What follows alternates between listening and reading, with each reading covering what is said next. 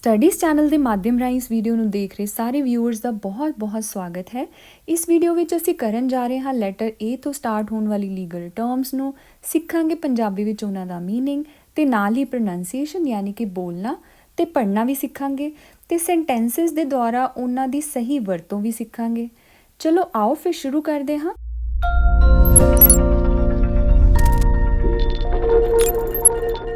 ਜਿਹੜੇ first word ਨਾਲ ਅਸੀਂ ਸ਼ੁਰੂਆਤ ਕਰਨ ਜਾ ਰਹੇ ਹਾਂ ਉਹਦਾ ਪੰਜਾਬੀ ਵਿੱਚ ਮੀਨਿੰਗ ਵੀ ਸ਼ੁਰੂ ਤੋਂ ਹੀ ਹੈ। ਵਰਡ ਹੈ ਐਬ ਇਨੀਸ਼ੀਓ। ਐਬ ਇਨੀਸ਼ੀਓ ਬਹੁਤ ਜ਼ਿਆਦਾ ਕਾਮਨਲੀ ਯੂਜ਼ਡ ਲੀਗਲ ਟਰਮ ਹੈ ਜਿਹਨੂੰ ਕਹਿੰਦੇ from the very beginning, from the beginning ਕਹਿ ਸਕਦੇ ਹਾਂ।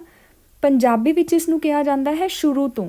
ਸ਼ੁਰੂ ਤੋਂ ਕਹਿ ਸਕਦੇ ਹਾਂ ਮੁੱਢੋਂ ਸੁੱਢੋਂ ਮਤਲਬ ਮੁੱਢ ਤੋਂ, ਸਟਾਰਟਿੰਗ ਤੋਂ। ਸ਼ੁਰੂ ਤੋਂ ਵਰਡ ਜ਼ਿਆਦਾ ਬੈਟਰ ਲੱਗ ਰਿਹਾ ਹੈ, ਸ਼ੁਰੂ ਤੋਂ ਆਪਾਂ ਯੂਜ਼ ਕਰ ਸਕਦੇ ਹਾਂ। ਦ ਕੌਂਟਰੈਕਟ ਵਾਜ਼ ਵੋਇਡ ਐਬ ਇਨੀਸ਼ੀਓ। ਕੌਂਟਰੈਕਟ ਹੋ ਗਿਆ ਸਮਝੌਤਾ, ਵੋਇਡ ਹੋ ਗਿਆ ਰੱਦ।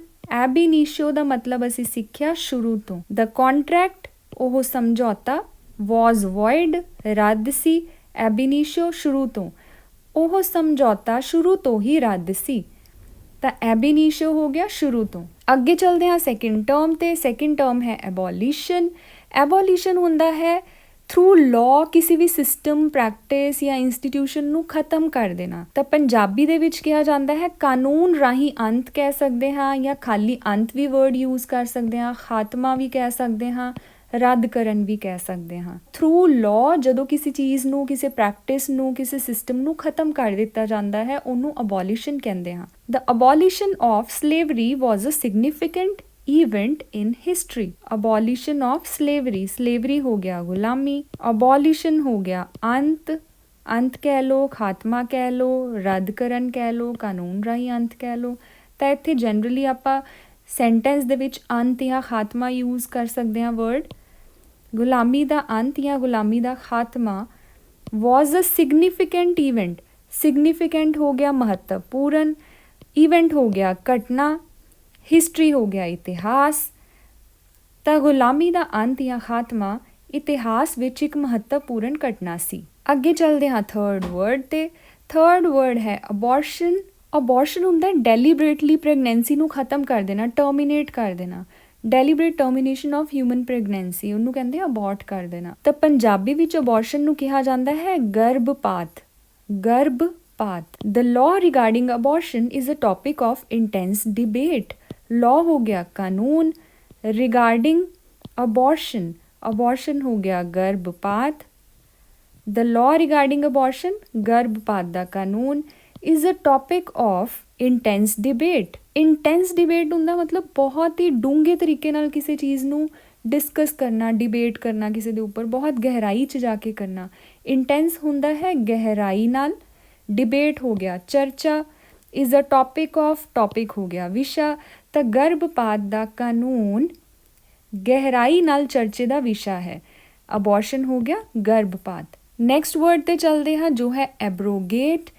ਐਬਰੋਗੇਟ ਦਾ ਮੀਨਿੰਗ ਵੀ ਰੱਦ ਕਰਨਾ ਹੁੰਦਾ ਹੈ। ਐਬਰੋਗੇਟ ਬੇਸਿਕਲੀ ਹੁੰਦਾ ਕਿਸੇ ਵੀ ਲਾਅ, ਰਾਈਟ ਜਾਂ ਕਿਸੇ ਵੀ ਐਗਰੀਮੈਂਟ ਨੂੰ ਖਤਮ ਕਰ ਦੇਣਾ, ਰਿਪੀਲ ਕਰ ਦੇਣਾ। ਪਿੱਛੇ ਵੀ ਇੱਕ ਵਰਡ ਕਰਕੇ ਆਏ ਆ, ਸੈਕਿੰਡ ਵਰਡ ਜਿਹੜਾ ਸੀ ਉਹ ਵੀ ਅਬੋਲੀਸ਼ਨ ਸੀ, ਉਹਦਾ ਮਤਲਬ ਵੀ ਰੱਦ ਕਰਨਾ ਸੀ। ਤੇ ਐਬਰੋਗੇਟ ਤੇ ਅਬੋਲੀਸ਼ਨ ਦੋਨੋਂ ਵਰਡ ਜਿਹੜੇ ਹੈ ਯੂਜ਼ ਹੁੰਦੇ ਹੈ ਖਤਮ ਕਰਨ ਨੂੰ, ਰੱਦ ਕਰਨ ਨੂੰ। ਦੋਨਾਂ ਦਾ ਪੰਜਾਬੀ ਵਿੱਚ ਮੀਨਿੰਗ ਸੇਮ ਹੈ, ਰੱਦ ਕਰਨਾ। ਪਰ ਜਿਹੜਾ ਅਬੋਲੀਸ਼ਨ ਵਰਡ ਹੈ ਉਹ ਜਨਰਲੀ ਯੂਜ਼ ਹੁੰਦਾ ਕਿਸੇ ਵੀ ਸਿਸਟਮ ਜਾਂ ਪ੍ਰੈਕਟਿਸ ਨੂੰ ਖਤਮ ਕਰਨ ਲਈ। ਤੇ ਜਿਹੜਾ ਐਬਰੋਗੇਟ ਵਰਡ ਯੂਜ਼ ਹੁੰਦਾ ਉਹ ਜਨਰਲੀ ਹੁੰਦਾ ਕਿਸੇ ਵੀ ਲਾਅ ਨੂੰ ਜਾਂ ਰਾਈਟ ਨੂੰ ਜਾਂ ਕਿਸੇ ਐਗਰੀਮੈਂਟ ਨੂੰ ਖਤਮ ਕਰਨ ਲਈ। The government decided to abrogate the outdated laws. Government ਹੋ ਗਿਆ ਸਰਕਾਰ, ਡਿਸਾਈਡਡ ਫੈਸਲਾ ਕੀਤਾ, ਟੂ ਐਬਰੋਗੇਟ ਕਿਸ ਚੀਜ਼ ਦਾ ਫੈਸਲਾ ਕੀਤਾ, ਟੂ ਐਬਰੋਗੇਟ ਯਾਨੀ ਰੱਦ ਕਰਨ ਦਾ ਫੈਸਲਾ ਕੀਤਾ। ਕਿਸ ਚੀਜ਼ ਨੂੰ, ਆਊਟਡੇਟਡ ਲਾਜ਼।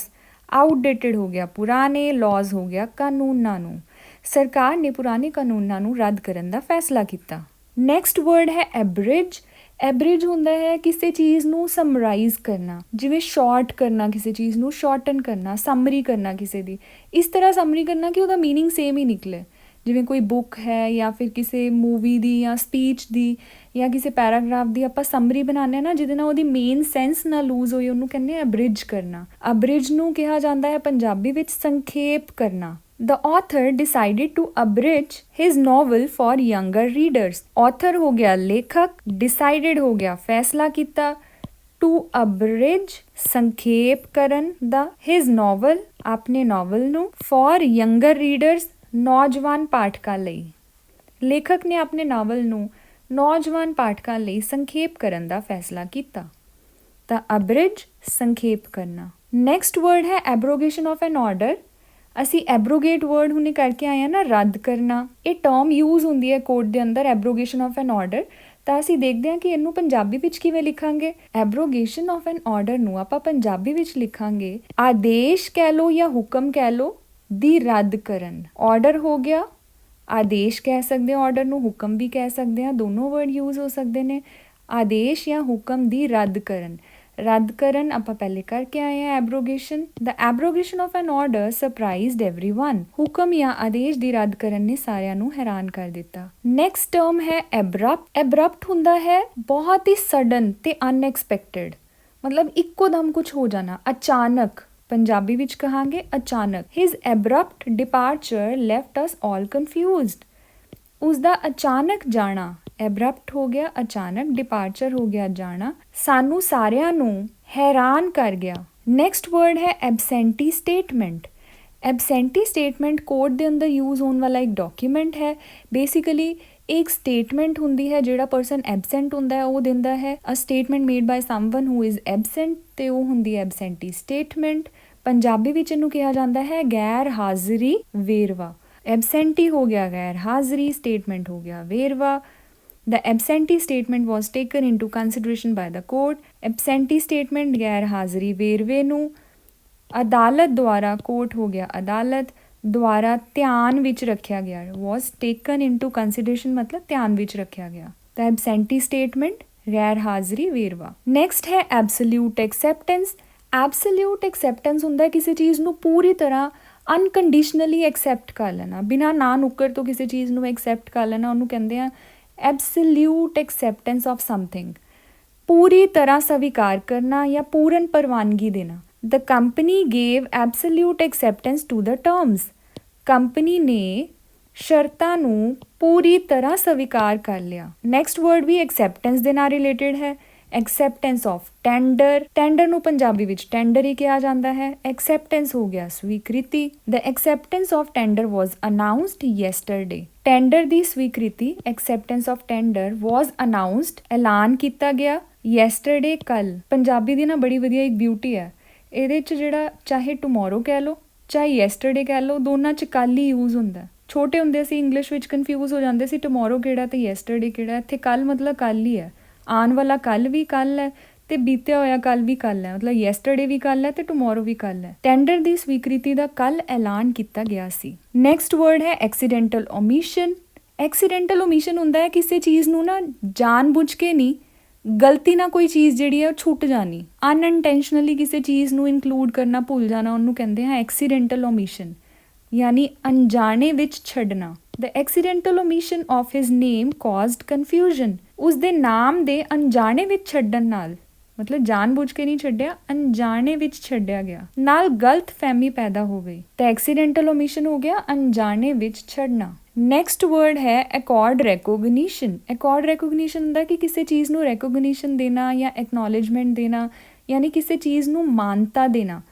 ਰੈਕੋਗਨੀਸ਼ਨ ਹੋ ਗਿਆ ਮਾਨਤਾ, ਅਕੋਰਡ ਯੂਜ਼ ਕੀਤਾ ਗਿਆ ਦੇਣ ਨੂੰ। The committee decided to accord recognition to his efforts. Recognition ਨੂੰ ਦੇਣ ਲਈ ਵਰਡ ਯੂਜ਼ ਹੁੰਦਾ ਟੂ ਅਕੋਰਡ। ਕਮੇਟੀ ਨੇ ਉਸ ਦੀਆਂ ਕੋਸ਼ਿਸ਼ਾਂ ਨੂੰ, ਐਫਰਟਸ ਹੋ ਗਿਆ ਕੋਸ਼ਿਸ਼ਾਂ ਨੂੰ, ਮਾਨਤਾ ਦੇਣ ਦਾ ਫੈਸਲਾ ਕੀਤਾ। ਅਕੋਰਡ ਰੈਕੋਗਨੀਸ਼ਨ, ਮਾਨਤਾ ਦੇਣ ਦਾ ਫੈਸਲਾ ਕੀਤਾ। ਨੈਕਸਟ ਵਰਡ ਹੈ ਅਕਾਊਂਟਸ ਕਲਰਕ। ਅਕਾਊਂਟਸ ਕਲਰਕ ਤੁਹਾਨੂੰ ਪਤਾ ਹੀ ਹੈ, ਜਿਹੜਾ ਅਕਾਊਂਟਸ ਮੇਨਟੇਨ ਕਰਦਾ, ਫਾਈਨੈਂਸ਼ੀਅਲ ਰਿਕਾਰਡਸ ਨੂੰ ਮੇਨਟੇਨ ਕਰਦਾ, ਉਹਨੂੰ ਅਕਾਊਂਟਸ ਕਲਰਕ ਕਹਿੰਦੇ ਹਾਂ। ਤੇ ਪੰਜਾਬੀ ਵਿੱਚ ਇਸ ਨੂੰ ਕਿਹਾ ਜਾਂਦਾ ਅਕਾਊਂਟਸ ਹੋ ਗਿਆ ਲੇਖਾ, ਕਲਰਕ ਹੋ ਗਿਆ ਕਲਰਕ, ਲੇਖਾ clerk. The accounts clerk is responsible for maintaining financial records.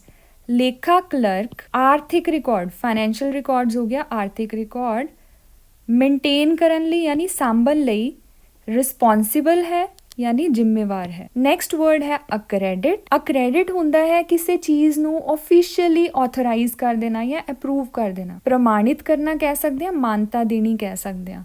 ਹੁਣ ਇੱਕ ਹੋਰ ਵਰਡ ਆਇਆ ਸੀ ਨਾ ਜਿਹਨੂੰ ਆਪਾਂ ਕਿਹਾ ਮਾਨਤਾ ਦੇਣਾ, ਉਹ ਕਿਹੜਾ ਵਰਡ ਸੀ? Accord recognition. To accord recognition ਦਾ ਵੀ ਮਤਲਬ ਹੁੰਦਾ ਹੈ ਮਾਨਤਾ ਦੇਣੀ। ਅਕ੍ਰੈਡਿਟ ਦਾ ਮਤਲਬ ਕੀ ਹੁੰਦਾ ਹੈ? ਪ੍ਰਮਾਣਿਤ ਕਰਨਾ ਜਾਂ ਮਾਨਤਾ ਦੇਣੀ। The university is accredited by a reputable organisations. ਜਿਹੜੀ ਮੋਸਟਲੀ ਅਥੋਰਿਟੀਜ਼ ਹੁੰਦੀਆਂ ਨਾ, ਜਿਵੇਂ ਯੂਨੀਵਰਸਿਟੀ ਹੈ, ਕਾਲਜ, ਕੋਈ ਇੰਸਟੀਟਿਊਸ਼ਨਸ ਹੈ, ਉਹਨਾਂ ਵਾਸਤੇ ਅਕ੍ਰੈਡਿਟ ਵਰਡ ਯੂਜ਼ ਹੁੰਦਾ ਹੈ। ਯੂਨੀਵਰਸਿਟੀ ਨੂੰ ਇੱਕ ਮਾਨਯੋਗ ਸੰਸਥਾ ਦੁਆਰਾ ਪ੍ਰਮਾਣਿਤ ਕੀਤਾ ਗਿਆ ਹੈ, ਤਾਂ ਅਕ੍ਰੈਡਿਟ ਹੋ ਗਿਆ ਪ੍ਰਮਾਣਿਤ ਕਰਨਾ। ਨੈਕਸਟ ਵਰਡ ਹੈ ਐਕਟ ਐਂਡ ਡੀਡ। ਇਹ ਵੀ ਬਹੁਤ ਜ਼ਿਆਦਾ ਯੂਜ਼ ਹੁੰਦਾ ਹੈ ਕੋਰਟਸ ਦੇ ਅੰਦਰ, act and deed word. Act and deed ਹੁੰਦਾ ਹੈ ਕਿ a legal document representing the action of parties involved, ਤੇ ਪੰਜਾਬੀ ਵਿੱਚ ਇਸ ਨੂੰ ਕਹਿ ਦਿੰਦੇ ਆ ਦਸਤਾਵੇਜ਼। ਦਸਤਾਵੇਜ਼।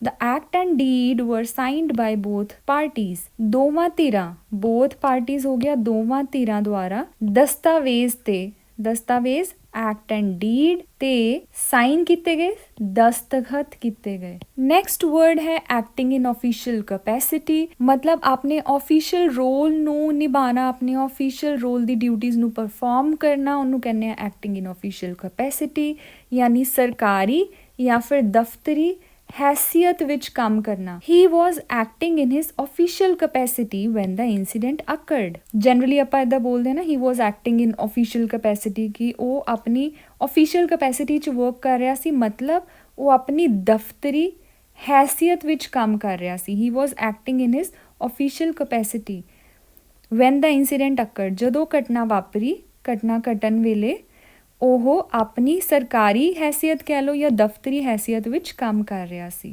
ਨੈਕਸਟ ਵਰਡ ਹੈ ਐਕਟਿਵਿਸਟ। ਐਕਟਿਵਿਸਟ ਕੌਣ ਹੁੰਦੇ ਹੈ? ਉਹ ਪਰਸਨ ਹੁੰਦੇ ਜਿਹੜੇ ਐਕਟਿਵਲੀ ਕਿਸੇ ਕੈਂਪੇਨਸ ਵਗੈਰਾ 'ਚ ਜਾਂ ਸੋਸ਼ਲ ਚੇਂਜ ਬ੍ਰਿੰਗ ਕਰਨ 'ਚ ਉਹ ਇਨਵੋਲਵਡ ਹੁੰਦੇ ਆ ਬਹੁਤ ਐਕਟਿਵਲੀ, ਉਹਨਾਂ ਨੂੰ ਕਹਿ ਦਿੰਦੇ ਆ ਐਕਟਿਵਿਸਟ। ਜਿਹੜੇ ਅੱਗੇ ਹੋ ਕੇ ਕਿਸੇ ਮੁੱਦੇ 'ਤੇ ਗੱਲ ਕਰਦੇ ਨੇ ਜਾਂ ਮੁੱਦੇ ਨੂੰ ਡਿਸਕਸ ਕਰਦੇ ਨੇ। ਤੇ ਪੰਜਾਬੀ ਵਿੱਚ ਕਿਹਾ ਜਾਂਦਾ ਹੈ ਕ੍ਰਿਆਵਾਦੀ ਕਹਿ ਸਕਦੇ ਹਾਂ, ਕਾਰਕੁਨ ਵੀ ਕਹਿ ਸਕਦੇ ਹਾਂ, ਕ੍ਰਿਆਵਾਦੀ ਜਾਂ ਕਾਰਕੁਨ।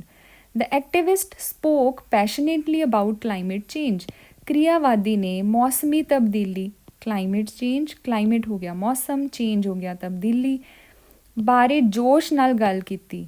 ਪੈਸ਼ਨੇਟਲੀ ਮਤਲਬ ਜੋਸ਼ ਨਾਲ, ਤਾਂ ਐਕਟਿਵਿਸਟ ਹੋ ਗਿਆ ਕ੍ਰਿਆਵਾਦੀ ਜਾਂ ਕਾਰਕੁਨ। ਨੈਕਸਟ ਵਰਡ ਹੈ ਐਕਚੁਅਲ ਕਲੈਕਸ਼ਨ। ਐਕਚੁਅਲ ਕਲੈਕਸ਼ਨ ਹੁੰਦਾ ਹੈ ਦ ਰੀਅਲ ਅਮਾਊਂਟ ਕਲੈਕਟਡ, ਕਿੰਨਾ ਅਮਾਊਂਟ ਇਕੱਠਾ ਹੋਇਆ, ਉਹਨੂੰ ਕਹਿੰਦੇ ਐਕਚੁਅਲ ਕਲੈਕਸ਼ਨ। ਕੋਰਟ ਦੇ ਵਿੱਚ ਟਰਮ ਯੂਜ਼ ਹੁੰਦੀ ਹੈ ਕਿ ਐਕਚੁਅਲ ਕਲੈਕਸ਼ਨ ਕਿੰਨੀ ਹੋਈ, ਯਾਨੀ ਪੰਜਾਬੀ ਵਿੱਚ ਇਹਨੂੰ ਕਹਾਂਗੇ ਅਸਲ ਉਗਰਾਹੀ। ਐਕਚੁਅਲ ਹੋ ਗਿਆ ਅਸਲ, ਕਲੈਕਸ਼ਨ ਹੋ ਗਿਆ ਉਗਰਾਹੀ ਕਰਨਾ। ਦ ਐਕਚੁਅਲ ਕਲੈਕਸ਼ਨ ਵਾਜ਼ ਹਾਇਰ ਦੈਨ ਐਕਸਪੈਕਟਡ। ਜਿਹੜੀ ਐਕਚੁਅਲ ਕਲੈਕਸ਼ਨ ਸੀ, ਜਿੰਨਾ ਐਕਸਪੈਕਟ ਕੀਤਾ ਸੀ ਉਸ ਤੋਂ ਜ਼ਿਆਦਾ ਸੀ, ਤਾਂ ਅਸਲ ਉਗਰਾਹੀ ਉਮੀਦ ਤੋਂ ਹਾਇਰ ਸੀ, ਮਤਲਬ ਵੱਧ ਸੀ। ਨੈਕਸਟ ਟਰਮ ਹੈ ਐਕਚੁਰੀ। ਐਕਚੁਰੀ ਬੇਸਿਕਲੀ ਇੰਸ਼ੋਰੈਂਸ ਦੇ ਕੇਸ ਵਿੱਚ ਯੂਜ਼ ਹੋਣ ਵਾਲੀ ਟਰਮ ਹੈ। ਇਹ ਉਹ ਪਰਸਨ ਹੁੰਦਾ ਹੈ ਜਿਹੜਾ ਇੰਸ਼ੋਰੈਂਸ ਦੇ ਰਿਸਕ ਜਾਂ ਪ੍ਰੀਮੀਅਮ ਕੈਲਕੂਲੇਟ ਕਰਨ 'ਚ ਹੈਲਪ ਕਰਦਾ। ਉਹ ਕੀ ਕਰਦਾ? ਡੇਟਾ ਇਕੱਠਾ ਕਰਦਾ, ਸਟੈਟਸ ਇਕੱਠਾ ਕਰਦਾ, ਉਹਨੂੰ ਕੰਪਾਈਲ ਕਰਦਾ, ਫਿਰ ਐਨਾਲਾਈਜ਼ ਕਰਦਾ ਅਤੇ ਅਕੋਰਡਿੰਗਲੀ ਅਮਾਊਂਟ ਕੈਲਕੂਲੇਟ ਕਰਦਾ ਕਿ ਕਿੰਨਾ ਰਿਸਕ ਇਨਵੋਲਵਡ ਹੈ, ਕਿੰਨਾ ਪ੍ਰੀਮੀਅਮ ਬਣੇਗਾ, ਉਹਨੂੰ ਐਕਚੁਰੀ ਕਹਿੰਦੇ ਆ। ਅਤੇ ਪੰਜਾਬੀ ਵਿੱਚ ਐਕਚੁਰੀ ਲਈ ਜਿਹੜੀ ਟਰਮ ਯੂਜ਼ ਹੁੰਦੀ ਹੈ ਬੀਮਾ ਗਣਿਤਜ, ਕਿਉਂਕਿ ਇੰਸ਼ੋਰੈਂਸ ਦੇ ਨਾਲ ਰਿਲੇਟਡ ਹੈ ਨਾ, ਤਾਂ ਇੰਸ਼ੋਰੈਂਸ ਨੂੰ ਪੰਜਾਬੀ ਵਿੱਚ ਬੀਮਾ ਕਿਹਾ ਜਾਂਦਾ ਹੈ। ਤਾਂ ਐਕਚੁਅਲੀ ਉਹ ਪਰਸਨ ਹੁੰਦਾ ਜਿਹੜਾ ਇੰਸ਼ੋਰੈਂਸ ਕਲੇਮਸ ਵਗੈਰਾ ਨੂੰ ਕੈਲਕੂਲੇਟ ਕਰਦਾ, ਹਿਸਾਬ ਕਿਤਾਬ ਲਗਾਉਂਦਾ। ਤਾਂ ਗਣਿਤ, ਤਾਂ ਉਹਦੇ ਤੋਂ ਵਰਡ ਬਣਿਆ ਬੀਮਾ ਗਣਿਤਜ। The actuary provided a detailed report on the risk involved. Actuary ਹੋ ਗਿਆ ਬੀਮਾ ਗਣਿਤਜ, ਪ੍ਰੋਵਾਈਡਡ ਦਿੱਤੀ, ਅ ਡਿਟੇਲਡ ਰਿਪੋਰਟ ਵਿਸਥਾਰਿਤ ਰਿਪੋਰਟ, ਔਨ ਰਿਸਕ ਇਨਵੋਲਵਡ ਸ਼ਾਮਲ ਖਤਰੇ ਬਾਰੇ ਬੀਮਾ ਗਣਿਤਜ ਨੇ ਵਿਸਥਾਰਿਤ ਰਿਪੋਰਟ ਦਿੱਤੀ। ਨੈਕਸਟ ਵਰਡ ਬਹੁਤ ਜ਼ਿਆਦਾ ਸੁਣਨ 'ਚ ਮਿਲਦਾ ਟਰਮ ਐਡਹੌਕ, ਜਿਹਦਾ ਕਿ ਮਤਲਬ ਹੁੰਦਾ ਹੈ ਟੈਂਪਰੇਰੀ, ਕਿਸੇ ਪਰਟੀਕੂਲਰ ਪਰਪਸ ਲਈ ਜੋ ਕ੍ਰੀਏਟ ਕੀਤਾ ਜਾਏ ਜਾਂ ਕੰਮ ਕੀਤਾ ਜਾਏ ਕਿਸੇ ਪਰਟੀਕੂਲਰ ਪਰਪਸ ਲਈ, ਉਹਨੂੰ ਕਹਿੰਦੇ ਐਡਹੌਕ। ਪੰਜਾਬੀ ਵਿੱਚ ਇਸ ਨੂੰ ਕਹਿੰਦੇ ਆ ਅਸਥਾਈ। ਟੈਂਪਰੇਰੀ ਹੋ ਗਿਆ, ਜਿਵੇਂ ਟੈਂਪਰੇਰੀ ਨੂੰ ਪੰਜਾਬੀ ਵਿੱਚ ਕਿਹਾ ਗਿਆ ਅਸਥਾਈ, ਤਾਂ ਐਡਹੌਕ ਹੋ ਗਿਆ ਅਸਥਾਈ। An ad hoc committee was formed to address the issue। ਸਮੱਸਿਆ ਨੂੰ ਹੱਲ ਕਰਨ ਲਈ ਇੱਕ ਅਸਥਾਈ ਕਮੇਟੀ ਬਣਾਈ ਗਈ। ਨੈਕਸਟ ਟਰਮ ਹੈ ਐਡਮੈਂਟ। ਐਡਮੈਂਟ ਬੇਸਿਕਲੀ ਕਿਸੇ ਪਰਸਨ ਲਈ ਯੂਜ਼ ਹੁੰਦਾ, ਉਹ ਇਹੋ ਜਿਹੇ ਪਰਸਨ ਲਈ ਯੂਜ਼ ਹੁੰਦਾ ਜਿਹਨੂੰ ਆਪਾਂ ਕਹਿੰਦੇ ਨਾ ਕਿ ਬਸ ਇਹ ਤਾਂ ਅੜ ਗਿਆ, ਇਹ ਨਹੀਂ ਹਟਦਾ, ਹੁਣ ਇਹ ਨਹੀਂ ਮੰਨੇਗਾ ਕਿਸੇ ਦੀ ਗੱਲ। ਮਤਲਬ ਜਦੋਂ ਕੋਈ ਪਰਸਨ ਕਹਿੰਦਾ ਕਿ ਮੈਂ ਤਾਂ ਇਹੀ ਕਰਨਾ, ਕਿਸੇ ਦਾ ਨਾ ਮੰਨੇ, ਤਾਂ ਉਹਨੂੰ ਕਹਿੰਦੇ ਐਡਮੈਂਟ ਹੋ ਗਿਆ, ਅੜ ਗਿਆ ਇੱਕ ਜਗ੍ਹਾ 'ਤੇ। ਰਿਫਿਊਜ਼ਿੰਗ ਟੂ ਬੀ ਪਰਸੂਏਡਡ ਔਰ ਚੇਂਜ ਵਨਸ ਮਾਈਂਡ, ਉਹਨੂੰ ਕਹਿੰਦੇ ਐਡਮੈਂਟ। ਤੇ ਐਡਮੈਂਟ ਨੂੰ ਪੰਜਾਬੀ ਵਿੱਚ ਕਿਹਾ ਜਾਂਦਾ ਹੈ ਦ੍ਰਿੜ, ਅਟਲ ਵੀ ਕਹਿ ਸਕਦੇ ਹਾਂ, ਅੜੀਅਲ ਵੀ ਕਹਿ ਸਕਦੇ ਹਾਂ। She was adamant about her decision to leave. ਉਹ ਆਪਣੇ ਫੈਸਲੇ ਤੇ ਕਾਇਮ ਸੀ ਕਿ ਉਹ ਛੱਡ ਕੇ ਜਾਏਗੀ, ਮਤਲਬ ਆਪਣੇ ਫੈਸਲੇ ਤੇ ਕਾਇਮ ਸੀ, ਅੜ ਗਈ। ਅਟਲ ਸੀ, ਦ੍ਰਿੜ ਸੀ ਵੀ ਕਹਿ ਸਕਦੇ ਹੋ। ਕਾਇਮ ਸੀ ਦੀ ਜਗ੍ਹਾ ਤੁਸੀਂ ਦ੍ਰਿੜ ਵੀ ਕਹਿ ਸਕਦੇ ਹੋ, ਅਟਲ ਵੀ ਕਹਿ ਸਕਦੇ ਹੋ ਕਿ ਮੈਂ ਹੁਣ ਬਸ ਛੱਡ ਕੇ ਚਲੇ ਜਾਣਾ। ਨੈਕਸਟ ਵਰਡ ਹੈ ਐਡਿਕਟ।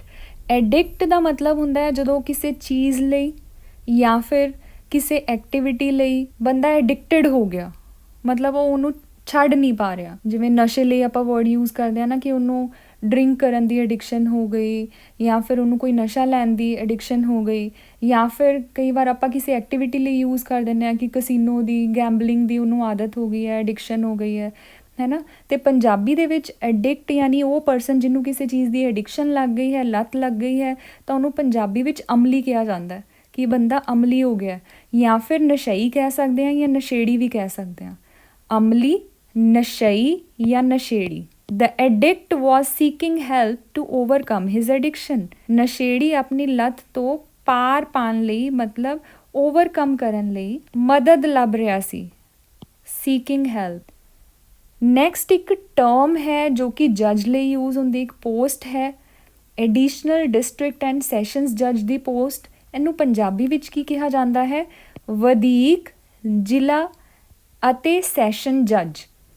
ਐਡੀਸ਼ਨਲ, ਵਧੀਕ, ਡਿਸਟ੍ਰਿਕਟ, ਜ਼ਿਲ੍ਹਾ ਐਂਡ ਅਤੇ ਸੈਸ਼ਨਸ, ਸੈਸ਼ਨ ਹੋ ਗਿਆ, ਜੱਜ ਹੋ ਗਿਆ। ਤੁਹਾਨੂੰ ਯਾਦ ਰੱਖਣਾ ਹੈ ਐਡੀਸ਼ਨਲ, ਵਧੀਕ, ਡਿਸਟ੍ਰਿਕਟ, ਜ਼ਿਲ੍ਹਾ। ਬਾਕੀ ਤਾਂ ਜੋ ਇੰਗਲਿਸ਼ ਹੈ ਉਹਨੂੰ ਹੀ ਪੰਜਾਬੀ ਵਿੱਚ ਲਿਖਿਆ ਹੈ। ਸੈਸ਼ਨ ਜੱਜ ਨੂੰ ਇੰਗਲਿਸ਼ 'ਚ ਵੀ ਸੈਸ਼ਨ ਜੱਜ ਕਹਿ ਰਹੇ, ਪੰਜਾਬੀ 'ਚ ਵੀ ਸੈਸ਼ਨ ਜੱਜ ਕਹਿ ਰਹੇ ਹਾਂ। The case was presented before the additional district and sessions ਜੱਜ। ਕੇਸ ਨੂੰ ਅਤਿਰਿਕਤ, ਜ਼ਿਲ੍ਹਾ ਅਤਿਰਿਕਤ ਵੀ ਕਹਿ ਸਕਦੇ ਹਾਂ, ਵਧੀਕ ਵੀ ਕਹਿ ਸਕਦੇ ਹਾਂ, ਜ਼ਿਲ੍ਹਾ ਅਤੇ ਸੈਸ਼ਨ ਜੱਜ ਦੇ ਸਾਹਮਣੇ ਪੇਸ਼ ਕੀਤਾ ਗਿਆ। ਨੈਕਸਟ ਟਰਮ ਹੈ ਅਡਰੈਸਡ ਟੂ। ਐਡਰੈਸ ਟੂ ਦਾ ਮਤਲਬ ਹੁੰਦਾ ਹੈ ਕਿਸੇ ਨੂੰ ਡਾਇਰੈਕਟ ਕਰਨਾ ਜਾਂ ਸੈਂਡ ਕਰਨਾ ਟੂ ਅ ਪਰਟੀਕੂਲਰ ਪਰਸਨ ਜਾਂ ਟੂ ਅ ਪਰਟੀਕੂਲਰ ਪਲੇਸ। ਅਤੇ ਪੰਜਾਬੀ ਵਿੱਚ ਇਸ ਨੂੰ ਕਿਹਾ ਜਾਂਦਾ ਹੈ ਨੂੰ ਸੰਬੋਧਿਤ। ਕਿਸੇ ਨੂੰ ਐਡਰੈਸ ਕਰਨਾ ਮਤਲਬ ਕਿਸੇ ਨੂੰ ਸੰਬੋਧਿਤ ਕਰਨਾ। The letter was addressed to the CEO of the company. ਚਿੱਠੀ ਕੰਪਨੀ ਦੇ CEO ਨੂੰ ਸੰਬੋਧਿਤ ਹੋਣੀ ਸੀ। ਨੈਕਸਟ ਵਰਡ ਹੈ ਐਡੀਕੁਏਟ ਰਿਲੀਫ। ਐਡੀਕੁਏਟ ਰਿਲੀਫ ਹੁੰਦਾ ਹੈ ਇੱਕ ਸਫੀਸ਼ੀਐਂਟ ਅਮਾਊਂਟ ਆਫ ਰਿਲੀਫ, ਹੈ ਨਾ। ਸਫੀਸ਼ੀਐਂਟ ਅਮਾਊਂਟ ਆਫ ਰੈਮੇਡੀ ਕਹਿ ਸਕਦੇ ਹੋ ਜਾਂ ਸਫੀਸ਼ੀਐਂਟ ਅਮਾਊਂਟ ਆਫ ਰਿਲੀਫ ਕਹਿ ਸਕਦੇ ਹਾਂ। ਹੁਣ ਸਫੀਸ਼ੀਐਂਟ ਨੂੰ ਜਾਂ ਐਡੀਕੁਏਟ ਨੂੰ ਪੰਜਾਬੀ ਵਿੱਚ ਕਿਹਾ ਜਾਂਦਾ ਹੈ ਮੁਨਾਸਿਬ। ਰਿਲੀਫ ਹੋ ਗਿਆ ਮਦਦ ਜਾਂ ਸਹਾਇਤਾ, ਤਾਂ ਐਡੀਕੁਏਟ ਰਿਲੀਫ ਹੋ ਗਿਆ ਮੁਨਾਸਿਬ ਸਹਾਇਤਾ। The court provided adequate relief to the victim. ਅਦਾਲਤ ਨੇ, ਵਿਕਟਿਮ ਹੋ ਗਿਆ ਪੀੜਤ, ਨੂੰ ਮੁਨਾਸਿਬ ਸਹਾਇਤਾ ਪ੍ਰਦਾਨ ਕੀਤੀ। ਨੈਕਸਟ ਵਰਡ ਹੈ ਅਧੇਅਰ ਟੂ। ਅਧੇਅਰ ਟੂ ਦਾ ਮਤਲਬ ਹੁੰਦਾ ਕਿਸੇ ਚੀਜ਼ ਨੂੰ ਬਹੁਤ ਸਟ੍ਰਿਕਟਲੀ ਫੋਲੋ ਕਰਨਾ, ਅਤੇ ਪੰਜਾਬੀ ਵਿੱਚ ਕਿਹਾ ਜਾਂਦਾ ਪਾਲਣਾ ਕਰਨਾ, ਕਿਸੇ ਚੀਜ਼ ਨੂੰ ਮੰਨਣਾ ਜਾਂ ਕਿਸੇ ਚੀਜ਼ ਦੀ ਪਾਲਣਾ ਕਰਨਾ। He was strict in adhering to the company's policies. ਉਹ ਕੰਪਨੀ ਦੀਆਂ ਨੀਤੀਆਂ, ਪੋਲਿਸੀਜ਼ ਹੋ ਗਿਆ ਨੀਤੀਆਂ, ਦੀ ਪਾਲਣਾ ਕਰਨ ਵਿੱਚ ਕਠੋਰ ਸੀ, ਮਤਲਬ ਸਟ੍ਰਿਕਟ ਸੀ। ਅਧੇਅਰ ਟੂ, ਪਾਲਣਾ ਕਰਨਾ। ਨੈਕਸਟ ਵਰਡ ਵੀ ਜਿਹੜਾ ਕੋਰਟ ਦੇ ਵਿੱਚ ਯੂਜ਼ ਹੁੰਦਾ ਹੈ, ਇੱਕ ਟਰਮ ਹੈ, ਇੱਕ ਫਰੇਜ਼ ਹੈ ਐਡਜੌਰਨਡ ਸਾਈਨ ਡਾਈ। ਐਡਜੌਰਨਡ ਸਾਈਨ ਡਾਈ ਬੇਸਿਕਲੀ ਕੇਸ ਦੇ ਵਿੱਚ ਯੂਜ਼ ਹੁੰਦਾ ਹੈ ਕਿ ਜਦੋਂ ਕੇਸ ਨੂੰ ਪੋਸਟਪੋਨ ਕਰ ਦਿੱਤਾ ਜਾਂਦਾ ਹੈ ਇਨਡੈਫੀਨੇਟਲੀ, ਪਰ ਉਹਦੇ 'ਚ ਕੋਈ ਸਪੈਸੀਫਿਕ ਡੇਟ ਮੈਂਸ਼ਨ ਨਹੀਂ ਹੁੰਦੀ। ਪੋਸਟਪੋਨਡ ਇਨਡੈਫੀਨੇਟਲੀ ਵਿਦਾਊਟ ਸਪੈਸੀਫਿਕ ਡੇਟ, ਤਾਂ ਉਹਨੂੰ ਐਡਜੌਰਨਡ ਸਾਈਨ ਡਾਈ ਕਹਿੰਦੇ ਹਾਂ। ਅਤੇ ਪੰਜਾਬੀ ਵਿੱਚ ਹੋ ਗਿਆ ਅਨਿਸ਼ਚਿਤ, ਮਤਲਬ ਡੇਟ ਫਿਕਸ ਨਹੀਂ ਹੈ ਤਾਂ ਅਨਿਸ਼ਚਿਤ ਹੈ। ਮਿਆਦ ਮਤਲਬ ਸਮੇਂ ਲਈ। ਮੁਲਤਵੀ, ਮੁਲਤਵੀ ਹੋ ਗਿਆ ਪੋਸਟਪੋਨ ਕਰ ਦੇਣਾ, ਤਾਂ ਐਡਜੌਰਨਡ ਸਾਈਨ ਡਾਈ ਹੋ ਗਿਆ ਅਨਿਸ਼ਚਿਤ ਮਿਆਦ ਲਈ ਮੁਲਤਵੀ। ਦ ਮੀਟਿੰਗ ਵਾਜ਼ ਐਡਜੌਰਨਡ ਸਾਈਨ ਡਾਈ। ਮੀਟਿੰਗ ਨੂੰ ਅਨਿਸ਼ਚਿਤ ਮਿਆਦ ਲਈ ਮੁਲਤਵੀ ਕਰ ਦਿੱਤਾ ਗਿਆ ਸੀ। ਨੈਕਸਟ ਵਰਡ ਹੈ ਅਡੋਲਸੈਂਸ। ਅਡੋਲਸੈਂਸ ਬੇਸਿਕਲੀ ਇਹ ਏਜ ਦਾ ਉਹ ਹਿੱਸਾ ਹੁੰਦਾ ਜਦੋਂ ਇੱਕ ਬੱਚਾ, ਜਿਹਨੂੰ ਆਪਾਂ ਕਹਿੰਦੇ ਹਾਂ ਨਾ ਕਿ ਇਹ ਚਾਈਲਡ ਤੋਂ ਹੁਣ ਐਡਲਟ ਦੀ ਏਜ ਦੇ ਵਿੱਚ ਸਟੈਪ ਇਨ ਕਰ ਗਿਆ, ਮਤਲਬ ਉਹ ਜਵਾਨ ਹੋ ਰਿਹਾ, ਯੰਗ ਹੋ ਰਿਹਾ ਹੈ, ਤਾਂ ਉਹਨੂੰ ਕਿਸ਼ੋਰ ਅਵਸਥਾ ਕਹਿੰਦੇ ਆ ਪੰਜਾਬੀ ਵਿੱਚ। Adolescence is a critical period for development. ਕਿਸ਼ੋਰ ਅਵਸਥਾ ਵਿਕਾਸ ਲਈ ਯਾਨੀ ਫॉर ਡਿਵੈਲਪਮੈਂਟ ਇੱਕ ਮਹੱਤਵਪੂਰਨ ਸਮਾਂ ਹੈ, ਕ੍ਰਿਟੀਕਲ ਪੀਰੀਅਡ ਹੈ। ਨੈਕਸਟ ਆ ਗਿਆ ਐਡਲਟ। ਐਡਲਟ ਕੌਣ ਹੁੰਦਾ ਹੈ? ਜਿਹੜਾ ਪੂਰੀ ਤਰ੍ਹਾਂ ਡਿਵੈਲਪ ਹੋ ਚੁੱਕਾ ਹੈ, ਗਰੋ ਹੋ ਚੁੱਕਾ ਹੈ, ਉਹਨੂੰ ਐਡਲਟ ਕਹਿੰਦੇ ਹਾਂ, ਯਾਨੀ ਪੰਜਾਬੀ ਵਿੱਚ ਉਹਨੂੰ ਕਿਹਾ ਜਾਏਗਾ ਬਾਲਗ। He was treated as an adult by the law. ਉਸਨੂੰ ਕਾਨੂੰਨ ਦੁਆਰਾ ਬਾਲਗ ਵਜੋਂ ਦਿਖਾਇਆ ਗਿਆ ਸੀ ਕਿ ਜਿਵੇਂ ਆਪਾਂ ਕਹਿ ਦਿੰਦੇ ਨਾ ਕਿ ਅਡਲਟ ਹੋ ਗਿਆ, ਅਡਲਟ ਮਤਲਬ ਹੁਣ ਉਹ ਬਾਲਗ ਹੋ ਗਿਆ ਹੈ। ਨੈਕਸਟ ਵਰਡ ਹੈ ਐਡਲਟਰੇਸ਼ਨ। ਐਡਲਟਰੇਸ਼ਨ ਦਾ ਮਤਲਬ ਹੁੰਦਾ ਹੈ ਚੰਗੀ ਚੀਜ਼ ਦੇ ਵਿੱਚ ਕਿਸੇ ਪੂਅਰ ਕੁਆਲਿਟੀ ਦੀ ਚੀਜ਼ ਨੂੰ ਮਿਲਾ ਦੇਣਾ, ਯਾਨੀ ਉਹਨੂੰ ਅਗਰ ਸਾਫ਼ ਸ਼ਬਦਾਂ 'ਚ ਕਹੀਏ ਤਾਂ ਮਿਲਾਵਟ ਕਰ ਦੇਣਾ। ਪੰਜਾਬੀ ਵਿੱਚ ਉਸਨੂੰ ਕਹਾਂਗੇ ਮਿਲਾਵਟ ਕਰਨਾ। The action of like making something poorer in quality. The food was found adulterated. ਭੋਜਨ ਮਿਲਾਵਟੀ ਪਾਇਆ ਗਿਆ। adulterated ਮਿਲਾਵਟੀ, ਜੋ ਕਿ ਅੱਜ ਦੀ ਡੇਟ 'ਚ ਬਹੁਤ ਕਾਮਨ ਹੈ। ਹਰ ਚੀਜ਼ ਦੇ ਵਿੱਚ ਅਡਲਟ੍ਰੇਸ਼ਨ ਹੋ ਰਹੀ ਹੈ, ਮਿਲਾਵਟ ਹੋ ਰਹੀ ਹੈ। ਇਸ ਦੇ ਨਾਲ ਹੀ ਅਸੀਂ 30 ਲੀਗਲ ਟਰਮਸ ਦੀ ਪੰਜਾਬੀ ਸਿੱਖ ਚੁੱਕੇ ਹਾਂ। ਕੋਸ਼ਿਸ਼ ਕੀਤੀ ਹੈ ਈਜ਼ੀ ਤਰੀਕੇ ਨਾਲ ਤੁਹਾਡੇ ਤੱਕ ਮੈਟਰ ਪਹੁੰਚਾਉਣ ਦੀ। ਉਮੀਦ ਹੈ ਤੁਹਾਨੂੰ ਇਸ ਵੀਡੀਓ 'ਚੋਂ ਕੁਝ ਤਾਂ ਸਿੱਖਣ ਨੂੰ ਜ਼ਰੂਰ ਮਿਲਿਆ ਹੋਵੇਗਾ। ਤੁਹਾਨੂੰ ਇਹ ਵੀਡੀਓ ਕਿਵੇਂ ਦੀ ਲੱਗੀ ਕਮੈਂਟ ਕਰਕੇ ਦੱਸ ਸਕਦੇ ਹੋ। ਕੋਸ਼ਿਸ਼ ਕਰਨਾ ਸਾਡਾ ਕੰਮ ਹੈ ਤੇ ਕਮੈਂਟ ਕਰਨਾ ਤੁਹਾਡੀ ਇੱਛਾ ਹੈ। ਇਸ ਦੇ ਨਾਲ ਹੀ ਐਂਡ ਕਰਦੇ ਹਾਂ ਇਸ ਵੀਡੀਓ ਨੂੰ। ਫਿਰ ਮਿਲਾਂਗੇ ਨੈਕਸਟ ਵੀਡੀਓ ਵਿੱਚ ਕੁਝ ਨਵੇਂ ਵਰਡਸ ਦੇ ਨਾਲ।